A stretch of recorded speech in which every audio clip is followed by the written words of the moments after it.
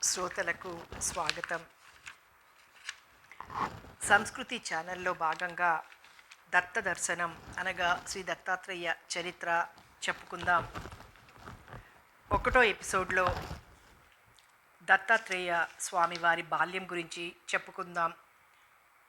శ్రీమన్నారాయణుని నాభికమలం నుంచి చతుర్ముఖ బ్రహ్మ ఉద్భవించి సకల లోకాలను సృష్టి చేయడం ప్రారంభించాడు. ఆయన వేద ప్రబోధితుడై పూర్వకల్పానుసారంగా క్రమంగా 14 లోకాలను అనంత జీవరాశులను సృష్టి చేశాడు. ఆ జీవరాశులన్నింటికీ తలమానికంగా మనస్సు ప్రధానంగా కలిగిన మానవ జాతిని ఆయన సృష్టి చేయదలుచుకొని మొదటగా మానవ సృష్టిని ప్రారంభించాడు. అట్టి బ్రహ్మమానస పుత్రులే మరీచి, అత్రి, అంగీరసుడు, వశిష్ఠుడు మొదలగు గల సప్తర్షులు. వీరుగాక అనేకులు మహితాత్ములు ఆయనకు మానసపుత్రులుగా జన్మించారు. అంతేగాక ఆయన అవయవాలన్నింటి నుండి ప్రత్యేకంగా పుత్రులు ఉద్భవించారు. ఆయన నీడలో నుండి తపస్వి శ్రేష్ఠుడైన కర్దమ ప్రజాపతి పుట్టాడు. ఇలా అనేక రకాలుగా మానవ సృష్టిని కొనసాగిస్తున్న బ్రహ్మగారికి ఈ అంతులేని సృష్టిక్రియ విధానం శ్రమకరంగా తోచింది. అప్పుడు వేదమాత ఆయనకు సాక్షాత్కరించి స్త్రీ పుంస యోగోద్భవాత్మకమైన సృష్టి రచనా సూత్రాన్ని ఉపదేశించింది. అప్పటి నుంచి గార్హస్థ ధర్మానుకూలంగా సృష్టి అంతా తనంత తానుగా వృద్ధి పొంది విస్తరించే విధానంలో ఆయన తన సృష్టి క్రమాన్ని కొనసాగించసాగాడు. ఆ సృష్టికి నాందిగా ఆయన శరీరపు దక్షిణ భాగం నుండి స్వయంభువ మనువు అనే పురుషుడు, వామభాగంలో నుంచి శతరూప అనే స్త్రీ దంపతులుగా ఉద్భవించారు. ఆ ప్రప్రథమ మానవ పుణ్య దంపతులకు ప్రియరత్రుడు, ఉత్తానపాదుడు అనే 2 పుత్రులు, ఆకూతి, దేవహూతి, ప్రసూతి అనే 3 పుత్రికలు కలిగారు. పుత్రికలకు పెళ్ళిడొచ్చేసరికి ఆ స్వయంభువ మనువుకు తగిన అల్లుళ్లను వెతుక్కోవడం పెద్ద పని అయింది. ఆయన తన పెద్ద కూతురు ఆకూతిని మానవ బ్రహ్మ మానసపుత్రుల్లో ఒకడైన రుచిమునికి ఇచ్చి వివాహం చేశాడు. రెండవ కూతురు దేవహూతి వివాహం ఆయనకు మరింత చిక్కై కూర్చుంది. ఎంత ఆలోచించినా రూప శీల వివేకాలలో అద్వితీయమైన తన రెండవ కూతురికి తగిన వరుణ్ణి నిర్ణయించడం ఆయనకు చాలా కష్టమైపోయింది. చివరికి ఆయన బ్రహ్మగారితో యోచించి మహితాత్ముడైన కర్దమ ప్రజాపతి దేవహూతికి తగినవాడని నిర్ణయించుకున్నాడు. అయితే అప్పటికి ఆ కర్దముడు సిద్ధాశ్రమంలో బహు తీవ్రమైన తపశ్చర్యలో మునిగి ఉన్నాడు. మనువుగారు బ్రహ్మచోదితుడై తన కూతుర్ని తీసుకెళ్లి సిద్ధాశ్రమంలోని కర్దమ ప్రజాపతికిచ్చి వివాహం చేసి మరలి వచ్చేశాడు. ఆ తరువాత బహువర్ష సహస్రాల పాటు తీవ్రమైన తపశ్చర్యలో మునిగి ఉండిపోయిన భర్తను దేవహూతి కంటికి రెప్పలాగా కాచుకుని అద్వితీయమైన భక్తితో సేవించింది. సాటిలేని ఆమె పాతివ్రత్యానికి సపర్యలకు కర్దమ ప్రజాపతి ఒకనాడు కరుణించి కరిగిపోయినాడు. అప్పుడు ఆయన భార్య అభిప్రాయాన్ని గ్రహించి తక్షణమే తన సంకల్ప బలంతో అద్భుత భవంతులను, దాసదాసీ జనాన్ని, ఒక దివ్య విమానాన్ని సృష్టించటమే కాకుండా తానే స్వయంగా 9 ఆకారాలు వహించి భార్యతో నిస్సంగంగా క్రీడించాడు. అప్పుడు ఆ పుణ్య దంపతులకు కళ, అనసూయ, శ్రద్ధ, హవిర్భువు, గతి, క్రియ, ఊర్ధ్వ, చితి, ఖ్యాతి అనే 9 పుత్రికలు కలిగారు. ఆ పైన శ్రీమన్ మహావిష్ణువు కపిలుడు అనే పేరుతో వారికి పుత్రుడై ఉద్భవించాడు. బ్రహ్మగారి మానవ సృష్టి నిరంతరాయంగా సాగిపోతోంది. అది రోజురోజుకి 3 పువ్వులు 6 కాయలుగా తామర తంపరగా విస్తరిస్తోంది. కానీ క్రమక్రమంగా జనులు గృహస్థ ధర్మం పేరిట గ్రామ్య సుఖాల పట్ల, ఇంద్రియ సుఖాల పట్ల లాలసత్వం చూపుతూ అంతర్ముఖత్వానికి దూరులవుతూ ఆత్మతత్వాన్ని ఏమరుతున్న లక్షణాల బీజాలు అప్పటికే ఆయన సూక్ష్మ దృష్టికి గోచరమైనాయి. ఆయనకది చాలా వేదనాహేతువైంది. ఆయన చాలా తీవ్రంగా ఆలోచించాడు. మహోత్తమమైన తపోరాశులను ముద్ద చేసిన మహాపుణ్యనిధి అయిన లోకోద్ధారక గురుమూర్తి అవతరించడం ఒక్కటే ఈ సమస్యకు శాశ్వత పరిష్కారం కాగలదని ఆయన నిశ్చయించుకున్నాడు. అంతేకాక మహోత్తమ మహితాదర్శభూతమైన దాంపత్య జీవనం ఎలా ఉంటుందో లోకానికి చూపించడం కూడా మంచిదని ఆయన నిశ్చయించుకున్నాడు. వెనువెంటనే ఆయన కర్దమ ప్రజాపతి పుత్రికలలో రెండవది సమస్త సద్గుణాలలోనూ అద్వితీయురాలు అయిన అనసూయను తన మానసపుత్రులలో ద్వితీయుడు, బ్రహ్మవేత్తలలో అద్వితీయుడు అయిన అత్రి మహర్షికి పెంచి వివాహం చేయించాడు. నాయన, ఈ గృహస్థ ఆశ్రమంలో నువ్వు నా సృష్టికి సహాయం చెయ్యి అని ఆయన అత్రిమునిని శాసించాడు. ఆ పుణ్య దంపతులు అనేక వేల దివ్య వర్షాల పాటు తపోమయమైన, నిర్దిష్టమైన, అద్భుతావహమైన, అనన్యమైన, ఆకామోపహతమైన దాంపత్య జీవితాన్ని గడిపారు. ఆహా, ఆ దంపతుల తపోమహిమ ఎంతటి దనవచ్చును! అత్రి మునీంద్రుడు ఋగ్వేదంలోని శాఖా పంచమ మండలాన్ని తన తపోమహిమచే దర్శించగలిగాడు. ఆ వేద భాగంలో అగ్నిలింగ స్థుతి, అమరేంద్ర ప్రస్తావన మొదలైన అంశాలుండడం వల్ల అది ఐహిక, ఆముష్మికాలు రెంటిని నిరుపద్రవంగా సాధించగల సామర్థ్యం కలది.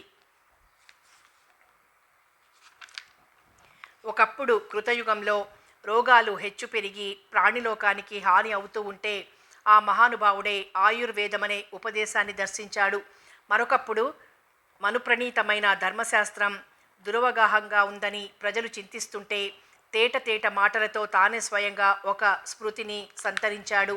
మరొకప్పుడు దేవదానవ యుద్ధంలో సూర్యచంద్రులు శత్రువులకు బందీలైన కారణంగా లోకం అంధకారమయం కాగా దేవతల ప్రార్థన వల్ల ఆ మహానుభావుడు తానే సూర్యుడు, చంద్రుడు కూడా ఈ లోకాలకు వెలుగులను విరజిమ్మాడు.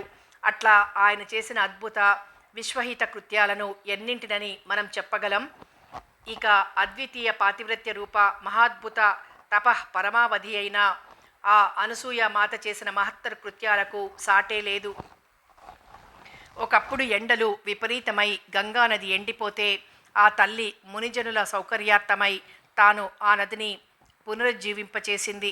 మరొకప్పుడు మహాక్షామం సంభవించి నేలలో మొలకన్నది లేకుండా మాడిపోతే ఆమె అనేక సహస్ర సంఖ్యాకులైన మునిజనులను నిరంతరంగా కందమూలాలను సృజించి పోషించింది. పేరుకప్పుడు పాపరతులైన జనుల స్పర్శ వల్ల గంగాదేవి తన పవిత్రతను కోల్పోయి నల్లబడిపోగా ఆ తల్లి తన కమండల ఉదకాన్ని ప్రాక్షించి గంగాదేవి కాలుష్యాన్నంతా క్షణంలో భస్మీపటలం చేసింది. అలాంటి మహాకార్యాలు ఎన్నెన్నో చేసింది. అంతటి పుణ్య దంపతులైన ఆ అనసూయ, అత్రులు ఆదర్శప్రాయమైన దాంపత్య జీవితాన్ని అనేక వేల సంవత్సరాలు గడిపారు. కానీ తన సృష్టిక్రియకు సహాయం చెయ్యండని బ్రహ్మగారు చేసిన ఆజ్ఞ మాత్రం అలాగే ఉండిపోయింది. అది ఆ దంపతులకు సహించరానిదైంది. మరైతే అది అంత తేలిక పని కాదు. అందువల్ల తత్ శక్తి సంపాదనకై అత్రి మహాముని భార్యాసహితుడై నిర్వింధ్యా నదీ తీరాన వృక్షాద్రి శిఖరాల మీద అత్యంత సమర్థమైన ప్రదేశంలో బహుఘోరమైన తపస్సు ప్రారంభించాడు. ఒంటికాలి మీద గరుడాసనంలో నిలిచి ప్రాణాయామ విధానంతో మనసును బంధించి వాయుభక్షణ చేస్తూ సంపూర్ణంగా 100 ఏళ్ల పాటు నిర్వికల్ప సమాధిలో మునిగి తపస్సు చేశాడు. ఇతరులకు అసాధ్యమైన ఆ తపశ్చర్యంలో ఆయన సమస్త త్రిపుటులను అతిక్రమించడం వల్ల దేవర్షి గణలు ఆయన్ని అత్రి అని సార్థకంగా కీర్తించసాగాయి. భర్త అలాంటి ఘోరమైన తపశ్చర్యలో మునిగిపోయి ఉండగా అనసూయ మహాసాధ్వి తత్తుల్యమైన నియమాలను స్వచ్ఛందంగా స్వీకరించి ఆయనకు తపో విఘ్నాలు కలగకుండా కంటికి రెప్పలాగా కాపాడుతూ ఉంటే ఆయన చరిత్ర త్రిలోకాలకు ఆశ్చర్యాన్ని కలిగించింది. అపూర్వమైన ఆ ప్రాణాయామం వల్ల మహర్షి శరీరంలో ఒక మహా అగ్ని వెలిసింది. ఆ అగ్ని ఆయన బ్రహ్మ కపాల రంధ్రంలో నుంచి ధూమ్రవర్ణ మహజ్వాలగా వెలువడసాగింది. ఆ జ్వాలలు అనతి కాలంలోనే ముల్లోకాలను ఆవరించి దహించి వేయసాగాయి. అప్పుడు లోకరక్షణ దీక్షితులైన త్రిమూర్తులు ఈ తపస్సు తీవ్రతను చూచి పరమానందపడి దేవర్షిగణ సేవ్యమానులై తరలివచ్చి అత్రి మునీంద్రుని ఎదుట సాక్షాత్కరించారు. ముమ్మూర్తుల 3 రంగుల పెను వెలుగులు మనోవీధిని మిరుమిట్లు కొలువగా మనోనయన దుస్సహమైన ఆ వెలుగుల తీవ్రతకు నివ్వెరపడి తొట్రుపడిన మునీంద్రుడు ఎట్టెట్లో తెప్పరిల్లి సమాధి చాలించి కనులు తెరిచి చూసేసరికి ఎదురుగా హంసవాహనుడైన బ్రహ్మ, గరుడవాహుడైన విష్ణువు, వృషభవాహనుడైన మహేశ్వరుడు ఎరుపు, నలుపు, తెలుపు రంగుల కాంతులు వెదజల్లుతూ మందహాస మధుర ప్రసన్నవదులై సాక్షాత్కరించి ఉన్నారు. మహర్షి మహదానంద భరితుడై సాష్టాంగ దండ ప్రణామాలు ఆచరించి దోసిలి ఒగ్గి కనులలో ఆనంద బాష్పాలు దొరలుతూ ఉండగా ఆనందవసాన కంఠం దగ్గుత్తిక పడుతూ ఉండగా ఆ ముమ్మూర్తులను స్తోత్రం చేశాడు. తత్వమూర్తి అయిన ఓ పరమేశ్వర, నీకు నమస్కారములు. నువ్వు స్వయంగా నిర్గుణుడివి, సాక్షిమాత్రుడివి. మాయా గుణాలైన రజస్ తమో రజస్ సత్వ తమస్సులను లీలగా ఆలంబించి బ్రహ్మ విష్ణు మహేశ్వరులనే 3 రూపాలను భక్తానుగ్రహార్థమై స్వీకరిస్తూ ఉంటావు. ఆయా రూపాలతో సృష్టి స్థితి సంహారాలను చేస్తూ ఉంటావు. ఓ ఆదిపురుష, నామరూపాతీతుడవైన అద్వితీయుడవైన నీకు నమస్కారం. పుత్రార్థినైన నేను నిన్నొక్కడినిగానే ధ్యానించాను. ఆహా దేవా, నీ కరుణ ఎంతటిదో! మా బోటి అల్పుల ఊహలకైనా అందరాని దివ్య తేజస్సులను వెలారుస్తున్న ఈ 3 రంగుల దివ్య రూపాలతో నాకు సాక్షాత్కరించావు, నన్ను అనుగ్రహింపవచ్చావు. ఏమి నా అదృష్టం! ఓ త్రిమూర్తులారా మీకు నమస్కారం. ఓ బ్రహ్మ విష్ణు మహేశ్వరులారా మీకు నమస్కారం. త్రిమూర్తులు మునీంద్రుని భక్తి తత్పరతకి తత్వతత్పరతకి కూడా సంతోషించి ఇలా అన్నారు: మునీంద్ర, నువ్వు సత్యాత్మకుడివి కనుక నీ సంకల్పం కూడా సత్యమే, అది ఎప్పటికీ వ్యర్థం కానేరదు. మరి నిర్గుణ పరతత్వం ఏకమే అయినా నువ్వు త్రిగుణాధారంగా ఆ తత్వాన్ని ధ్యానించావు కదా, మరి ఆ నిర్గుణ తత్వం సగుణమయ్యేసరికి 3 మూర్తులు ఏర్పడక తప్పదు కదా. కనుక మా అంశలతో నీకు పుత్రుణ్ణి ప్రసాదిస్తాము. మునీంద్ర, నువ్వు భక్తిభావం చేత మాకు ఆత్మార్పణం చేసుకున్నావు. మేము నీ యందలి ప్రేమాతిశయం చేత, నీ తపో మహత్వం చేత మేము నీకు ఆత్మదానం చేసుకుంటున్నాం. మేము నీకు దత్తులం. నీకు కలగబోయే సంతతి వల్ల నీ ఆశయం సంపూర్ణంగా నెరవేరుతుంది. నీకు శుభమగ్గుగాక. ఆ విధంగా వరాలిచ్చి ఆ త్రిమూర్తులు అదృశ్యులయ్యారు. వెనువెంటనే ఆ పుణ్య దంపతుల ఎదుట ముద్దులు మూటగట్టే బాలమూర్తి ఒకటి ప్రత్యక్షమైంది. ఆ బాలుడికి 3 శిరస్సులున్నాయి, 6 చేతులున్నాయి, నడుమున పీతాంబరం ఉంది, మెడలో దివ్య హారాలున్నాయి, ముంజేతుల బంగారు మురుగులున్నాయి, ముద్దులు వెదజల్లే ముంగురులున్నాయి, ముల్లోకాలను మోహపరచగల ముత్యాల నవ్వులున్నాయి, లోగన్నుల తెరిపించగల దివ్య కాంతులున్నాయి. ఆ బాలుణ్ణి చూసేసరికి దంపతులిద్దరికీ మేనంతా పులకరించింది. ఆనందం పొంగుకు వచ్చింది. భక్తిభావం వరదలైంది. ఆ బాలుడు చేతులు చాచి అమ్మా, నాన్న అని పిలిచాడు. ముని దంపతుల హృదయ కుహరాలలోని వాత్సల్య గ్రంథులు జలధరించినట్లయింది. కానీ వరదలై ఉన్న భక్తిభావం వాత్సల్యాన్ని ముంచివేసింది. ఇటు వాత్సల్యంలో అటు భక్తిలో ఉయ్యాలలూగుతూ తటపటాయిస్తూ నిలిచి ఉన్న ముని దంపతులను చూచి లీలాబాలుడు ముగ్ధ మనోహరంగా నవ్వాడు. అమ్మా, నాన్న, మీ భావం నాకు తెలిసింది. పవిత్రులైన మీ కడుపున పుట్టే భాగ్యం కోసం నేను కూడా ఉవ్విళ్ళూరుతున్నాను. అలా జన్మించి బాలక్రీడలతో మీ వాత్సల్యానికి తనివి తీరేలాగా నేను మీకు పుత్రత్వాన్ని పొందుతాను. చెప్పాను కదా, నేను మీకు దత్తుణ్ణి. కొంచెం కాలం ప్రతీక్షించండి అని మళ్ళీ వరమిచ్చి ఆ లీలాబాలుడు అంతర్ధానమయ్యాడు.